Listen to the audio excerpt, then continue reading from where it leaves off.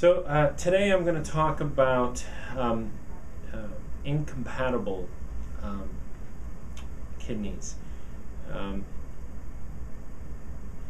There is some chance, in fact, probably about a 30% chance that if someone comes forward and wishes to donate a kidney to you, once you've reached a point where you need a transplant, that they will be incompatible with you. Now, there are two ways that someone can be incompatible, either by blood or by tissue. There's about a 35% chance that any two individuals will be blood type incompatible. So about a third of our donors are unable to give their kidney directly to their loved one. There are about 20,000 people out of the 80,000 people who are waiting for a kidney transplant right now who have problems with tissue incompatibilities. And the way that can happen is that they become what's called sensitized to tissue as a result of a previous exposure to someone else's tissue. And there are essentially three ways that can happen. From a previous transplant, from a blood transfusion, because in a blood transfusion there are cells from the donor and the person can become sensitized to the donor's tissue, and from pregnancy, because remember, half of the genetic material in a fetus comes from the father, and so the mother can become sensitized to the baby's tissue in utero. And the reason that those incompatibilities are important is that they tend to make it more difficult for the person to be matched and extend their waiting time for an organ. Now, we've come up with a couple of kind of ingenious ways of getting around those incompatibilities. And I'm going to speak specifically about people who have live donors, who are either blood or tissue incompatible. There are several options that are now available to those individuals that were not available before. Previously, if you had an incompatibility with your live donor, you had to just join the deceased donor list and wait for a deceased donor organ. You weren't able to utilize your willing donor's gift. But now things are different. One possibility is to circumvent the incompatibility through a process called kidney paradonation. The way kidney paradonation goes is that we take individuals who have an incompatible donor and we put them into a pool with other individuals who have an incompatible donor, and then we try to match them with a donor who is a stranger for whom the organ is compatible, and then the organs are swapped between the pairs so everyone receives a compatible organ.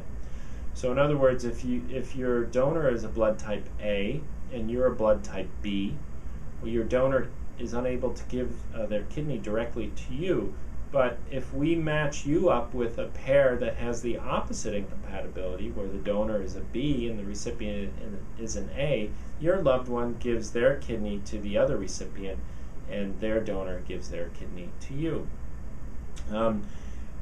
We're working towards a national program to try to more fully realize the potential of kidney paradonation, but we've estimated that with kidney paradonation we would be able to transplant about 50% of the patients who have an incompatibility with a live donor. Now, another option, rather than circumventing or going around the incompatibility, is to sort of go straight through it by undergoing a treatment, and there are two treatments. One is called plasmapheresis, and the other is called IVIG. And those therapies are designed to deplete or reduce the harmful antibodies that cause the incompatibility. So for both blood and tissue incompatibilities, the reason that the incompatibility exists is because the recipient is making harmful antibody against the donor tissue, either against the blood type incompatibility or the tissue. And what the significance of that is, if you do a transplant across an incompatibility, the organ can be rejected immediately by these antibodies. So the idea of the therapy is that you can, through plasmapheresis or IVIG, deplete those antibodies prior to the transplant. So you have these treatments before the transplant, and then undergo a safe transplant. Now, the advantage is that you can receive an organ directly from your loved one, and if you're very difficult to match and aren't going to benefit from kidney pair donation, you still may be able to get a transplant. The disadvantage is that you have to go through these treatments. Now, these treatments are very safe, but they do further suppress the immune system, and they may increase the complexity of the transplant. But for those who aren't going to benefit from kidney pair donation, it's certainly a very good option. After the period where the person receives the treatments, which usually start within 2 weeks of the transplant, and then extend usually for the first week after the transplant, the person then goes on standard medications to try to prevent rejection, and really the only difference is during that period right around the transplant, before and after, when they're receiving these additional therapies. But then after that, they're followed in a similar way to most of our transplants that are compatible.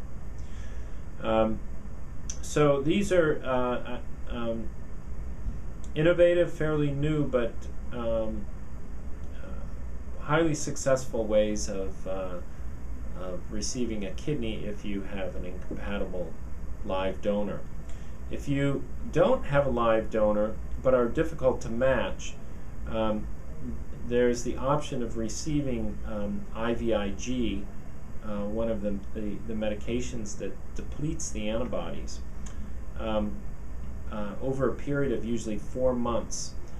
And at the end of those 4 months, then it's more likely that you will match with a deceased donor. So there are options for difficult to match patients with both live donation and deceased donation.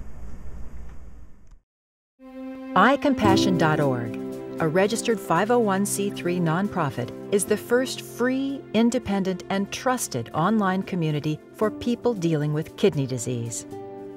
iCompassion.org allows people to quickly find information regarding kidney disease and treatment options, and to become a part of an online community to get connected, get better, share hope, and give back. Join today and share your story of hope.